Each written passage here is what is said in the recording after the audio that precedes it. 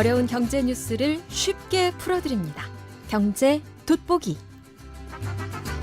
예, 경제 돋보기 박정호 교수님 어서 오십시오. 예, 안녕하세요. 제가 좀 따질 게 있습니다. 왜, 왜 그러시는 거예요 도대체? 왜 그러세요? 가수도 한다면서요? 아니, 가수를 하는 게 아니라. 예? 아닙니다. 너무한 거 아니에요? 아니, 이상하게 또 들으시겠네. 한 사람이 큰일 너무 납니다. 많이 하면 반칙인데 그거. 큰일 납니다. 그거 아닙니다. 우리 청취자분께서 어리둥절하실 텐데 저희가 요 2부 끝나고 듣는 노래를 정했는데 네. 우리 PD가 저한테 네.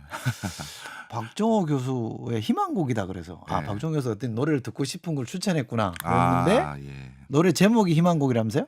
예, 맞습니다. 아예 불렀다면서요 직접? 네, 불렀습니다. 예. 노래 아니, 잘해요? 아니, 그건 아니고요. 대학교 때 그래도 밴드반도 하고 그래서. 밴드 했어요? 네, 예. 호호. 이야.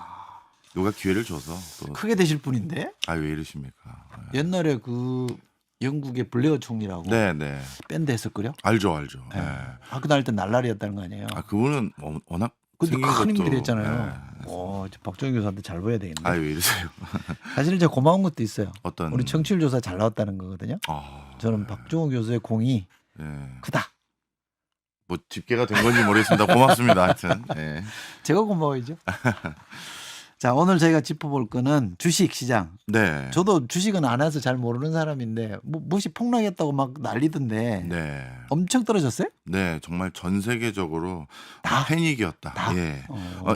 중국만 조금 예외인데요. 네. 뭐 좀 설명을 드리면 뭐 어느 나라 기준 시점으로 하느냐 애매하긴 하지만 한 8월 5일 즈음인데요. 나스닥이 한 3.4% 급락했고 그게 충격이 여파가 계속 이어지면서 일본 니케이 지수는 12% 떨어졌고요. 오.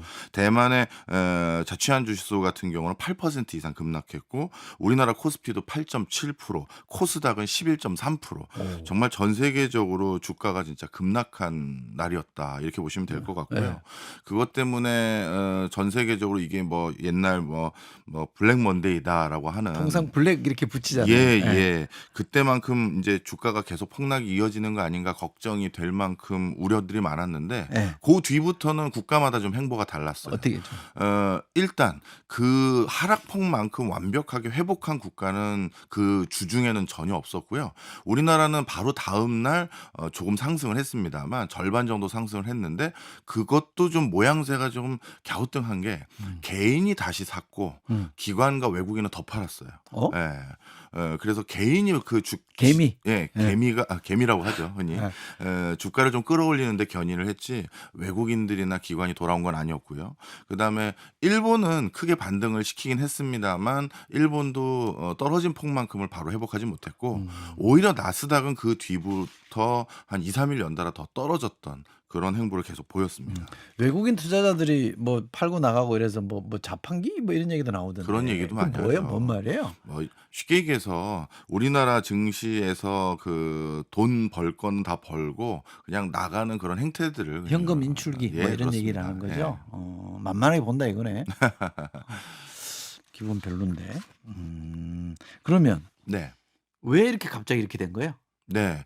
이유가 있을 거 아니에요. 많은 분들이 뭐 전문가들이 설명하는 게 요즘 원인을 못 찾으니까 그냥 뭐 사후 약방문처럼 그냥 이것저것 들이댄다라고 하시는데 그런 면도 솔직히 있어 보일 만큼 이번에는 이유를 잘 못 찾은 그래요? 분들이 많았어요. 음. 뭐 저도 뭐 많은 친분 있는 많은 전문가들이 뭐 샤메 법칙이니 뭐니 뭐 이런 것들을 들고 와서 어떤 경제적 현상을 설명하시려고 하는데 사실은 그런 분들도 고객들에게 뭔가 설명을 해주려고 애를 쓰는 노력들이신 거고요.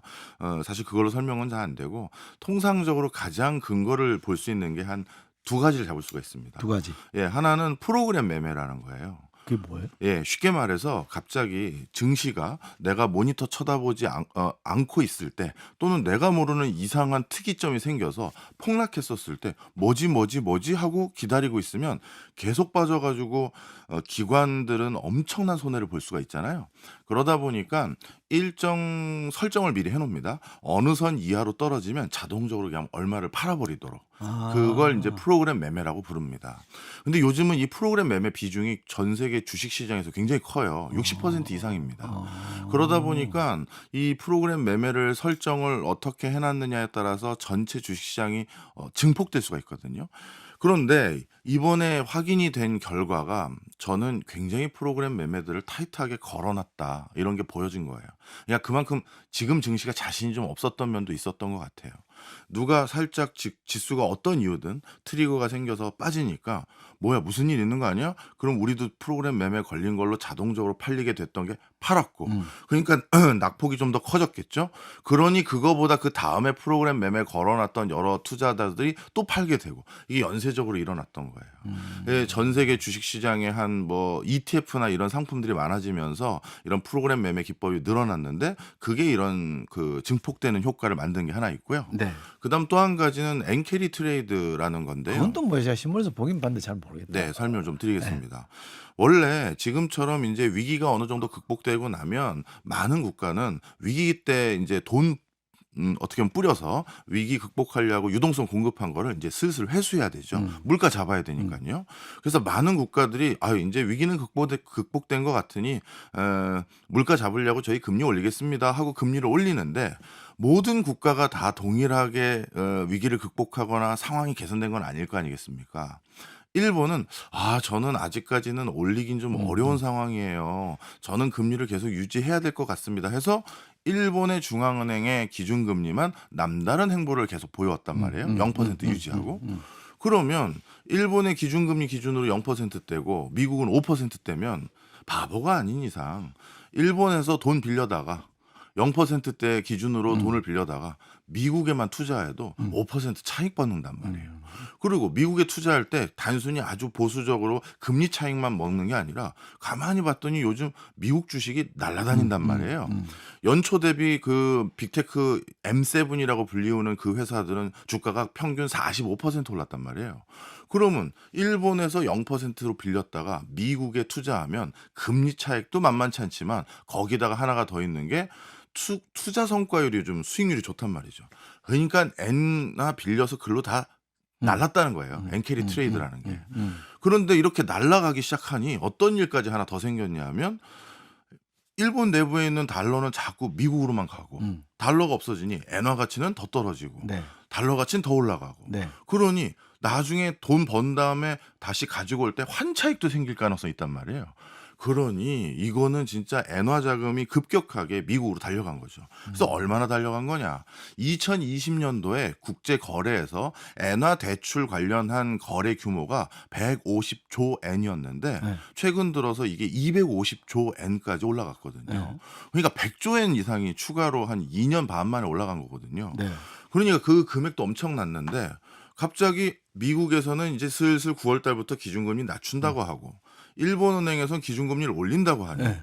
이 엔캐리 트레이드를 할 만한 요인 중에 가장 중요한 요인이 금리 차이가 좁혀졌을 뿐만 아니라 갑자기 프로그램 매매니 뭐니 해서 주가가 폭락하고 하니까 이제 나도 먹을 만큼 먹었으니 빼야겠다. 이런 여러 가지 심리 등등등까지 해서 그 돈들마저도 뭉칫돈이 빠져나가니까 이 폭락이 이어진 거다. 이렇게 전망들을 하죠. 예측한 사람은 아무도 없었어요? 예, 이거는 예측한 사람은 없었습니다. 왜냐하면 순식간에 일어난 거구나. 저는 요즘 같은 구간은 예측의 범위가 아니라 눈치 싸움의 구간이라고 봐요. 눈치. 예, 제가 자주 말씀드리는 건데 우리 뉴스쇼에서는 주중에도 한번 경클쇼에서도 말씀드렸지만 후기 유동성 장세. 그러니까 위기 터지면 금리 낮추고 돈 뿌려서 위기 극복하려고 하면 주가 다 올라요. 부동산도 올라요.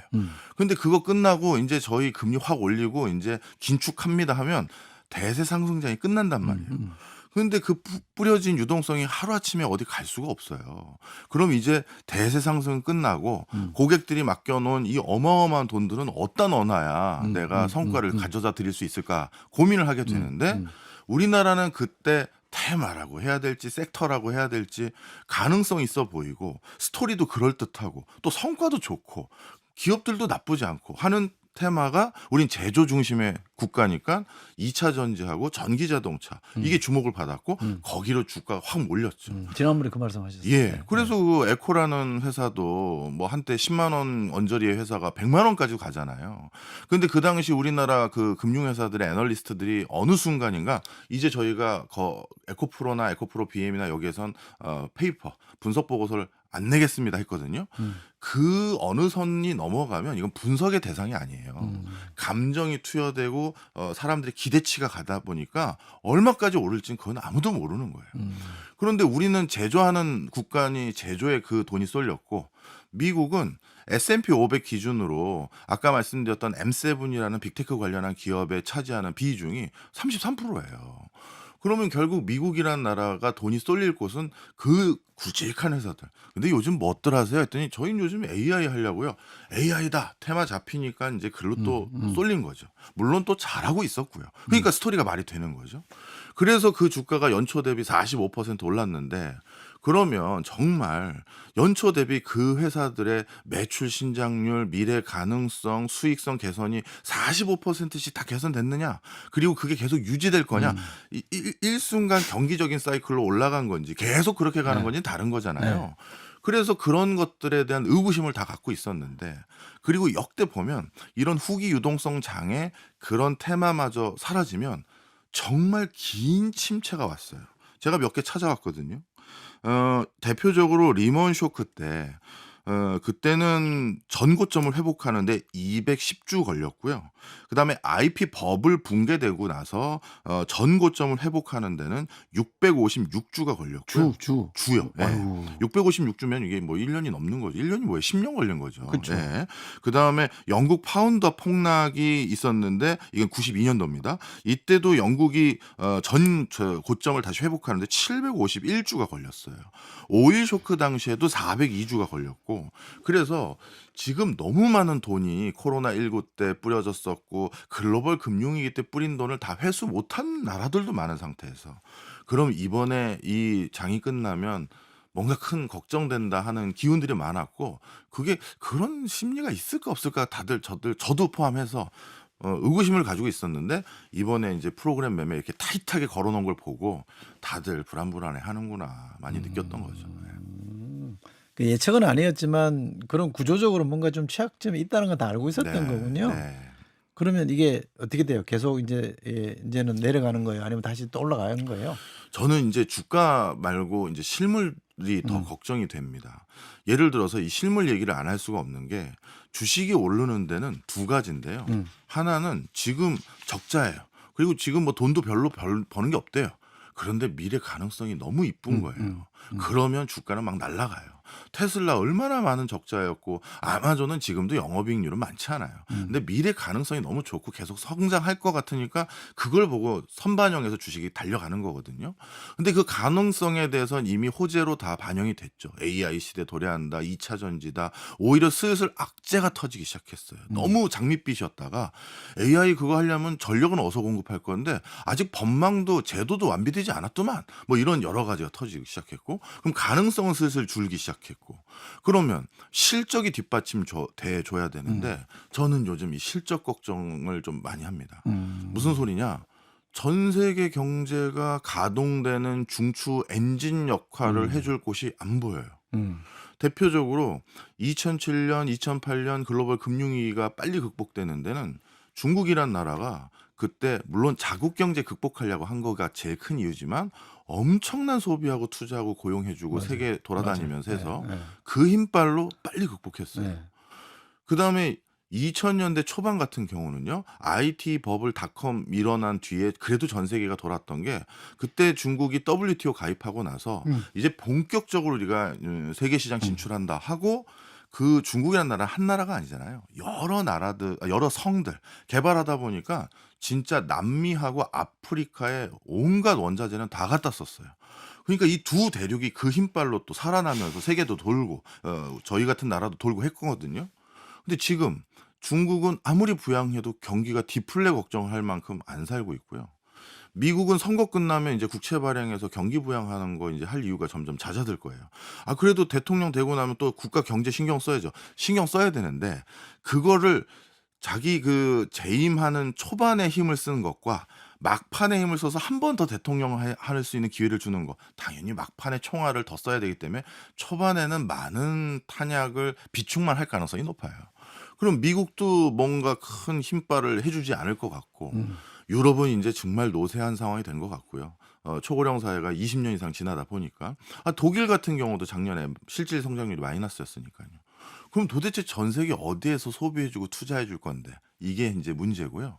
그 다음에 물가라도 빨리 잡히면 엄청나게 금리 낮춰서 경기 부양을 할 것 같은데요. 저는 지금 2% 초반대까지 정말 물가 상승률이 급격하게 낮아져 왔거든요. 근데 지금부터는 굉장히 긴 꼬리로 2% 위에서 이어질 가능성도 있는 국가들이 너무 많아요. 음. 왜냐하면 전 세계가 인제 물가를 낮출 수 있는 힘이 또 사라진 게 대표적으로 1970년대 오일 쇼크로 한참 전 세계가 진짜 물가와의 싸움을 했었을 때 그 물가를 낮추기 위해서 선택했던 정책 기조가 전 세계적인 물론 미국이 만든 거지만 1980년대 신자유주의라고 부르는 음. 세계 무역을 자유화하자 지구촌 음. 해서 값싼 데서 생산하고 값싼 데서 원자재 편하게 가져오게 해서 그래서 좀 물가 잡아보자 해서 그 1970년대 80년대 초반에 만성적인 고물가를 잡는데 일조했던 거 사실이에요. 근데 지금 자유무역 기조 없단 말이죠. 음. 그다음 두 번째 예전에는 또 90년대 이후부터는 중국이라는 저 어마어마한 공장에서 값싼 근로자들이 물건 잘 만들어줘서 공급해서 그 뒤부터 한 20년 물가 걱정 안 했단 말이에요. 근데 지금 중국산 물건을 편하게 살 수 있는 경로는 알리하고 테무 말고는 없어요. 그러면 중국에서 뭐 조달하기도 점점 사지도 말라고 놓고 원자재도 거기 거 쓰지 말라고 하고 있는 형국이니까 그럼 그것도 안 되고 그럼 중국만큼 물건 싸게 생산해 줄 수 있는 나라 인도, 베트남 아직까지는 좀 퀘스천 마크가 있고요. 그러면 자유무역도 안 되고 값싸게 조달받을 수 있는 곳도 안 보이고 그럼 이제 물가가 긴 꼬리 형태로 2% 넘나들면서 왔다 갔다 할 거거든요. 옛날에는 우리나라도 물가 상승률 하느니 2%도 유지하지 못해서 오히려 걱정할 정도였잖아요. 그래서 금리도 더 낮을 수가 있었고요. 근데 이제 그런 정도까지 금리를 낮출 가능성도 물가만을 기준으로 했었을 땐 쉽지 않아 보이는 거죠. 말씀을 들으니까 고개를 끄덕끄덕 하면서도 우울해지는데요. 뭐 약간 걱정도 많아지긴 맞습니다. 하는데 자 그러면 우리 라디오를 듣고 계신 분들에게 이렇게 하시면 좋겠다 조언해 주셔야죠. 네. 먼저 개인 투자하시는 분들께 말씀을 드리면 저도 개인 투자할 때 그 습관을 버리는데 거의 10년 가깝게 제 총알을 많이 허비해 가면서 그 버릇 고치는 데 정말 오래 걸렸어요. 뭐냐면요. 뭘 하나 사잖아요. 그리고 팔잖아요. 이익을 걷어서 팔던 손절을 해서 팔던 그러면 현금이 제 주식 계좌에 잔고가 남아 있으면 그걸 빨리 얻다 또 투자해야 될 것 같은 강박이 있어요. 그런데 그러실 필요 없어요. 전 세계에서 투자의 구루라고 불리우는 워렌 버핏 이분도 항상 현금 비중이 20%안 되게끔 조금 놔둬요. 더 자기도 모를 때 더 떨어졌을 때 그때 예를 들어서 하다못해 물이라도 타실 수도 있는 거고 아니면 더 좋은 종목 생겼다 할 때 그것도 또 박을 수도 있는 거고요. 그래서 현금 비중이 꼭 있어야 되는데 그 워렌 버핏조차도 요즘 현금 비중을 20% 이상으로 훅 늘렸대요. 그래서 요즘처럼 혼조세일 경우에는 굳이 뭐 또 어디서 또 투자 수익 거둬야겠다 너무 강박을 갖지 마시고 현금 비중을 좀 늘려놓으셔도 또 좀 지나간 다음에 또 보일 때가 있거든요. 그때를 좀 대비하시는 것도 방법이고요. 그다음 두 번째로 이제 실제 장사하시거나 실제 실물 경제와 관련된 분들에게는 저는 내년 내후년은 항상 주가와 그 실물 경제가 같이 가지 않잖아요. 코로나 때는 주가 날라갔지만 장사하시는 분들은 큰 곤욕이었잖아요. 오히려 내년 내후년도 저는 올해보다 더 쉽지 않아 보이는 부분이 많아요. 실물 경제. 예, 실물 경제. 자영업자들 예, 특히. 자영업자들 그래요? 특히요. 예. 내수 경제도 더 마찬가지고요. 만약에 IT, AI 테마까지도 잦아들면 지금 우리가 성적표는 다 반도체에서 나오는데 반도체도 올해 같은 호황이 언제까지 이어질지 잘 모르겠고 건설 부분은 벌써 실질적으로 뭐 정부기관에서 얘기한 것과 달리 우리 내수는 건설이 취약해지는 바람에 경제 성장률이 지금 벌써 분기별로 집계한 걸 보면 많이 낮아졌잖아요. 저는 내년에도 모멘텀이 있어 보이지 않습니다. 그래서 오히려 그런 불황을 대비하는 마음가짐도 준비하시면 어떨까 생각을 갖고 있습니다. 근데 돈을 투자를 했다 손해를 많이 본 사람은 이제 조바심이 나잖아요. 예. 빨리 이걸 어떻게 회복을 해야 되는데 그러니까 뭔가 이런 국리도 해보고 저런 국리도 해보고 그러니까 돈을 그냥 또 어디 또 놓고 막 이러다가 이러면 안 된다 이런 얘기죠. 그렇죠. 그리고 통상적으로 이렇게 약간 경기가 안 좋거나 불황까지라는 표현은 제가 좀 과한 것 같고요. 경기가 안 좋을 때 침체될 것 같은 상황일 때는 불황형 산업들도 되게 많았어요. 그러면 그런 불황형 산업들에 투자했었을 때도 큰 성과를 보거든요. 대표적으로 예전 같은 경우 공무원 학원들 상장되어 있거나 자격증 시험들 대비하는 사설 학원들 뭐 이러닝 회사들 그런 거 주가들 많이 올라갔었고 불황에 적합한 인더스트리가 또 있어요. 그냥 그런 식으로 나만의 경기를 읽고 그런 걸 대비하는 그런 섹터를 찾아가시는 것도 방법이지 전부 그냥 미래만 보고 달려가는 것도 꼭 투자에 좋은 첩경은 아닙니다. 그러니까 남들 하듯이 따라다니면 안 되는 거군요. 아니, 오히려 그거 잘 따라다니면 큰 수익이 걸리지만 네. 그게 자신이 없으면 이제 남들도 그거 자신 없어 하는 국면이면 그거 계속 그것만 따라다닐 필요는 없죠. 근데 제일 비쌀 때 사가지고 아, 그게 진짜 너무 눈물 나죠.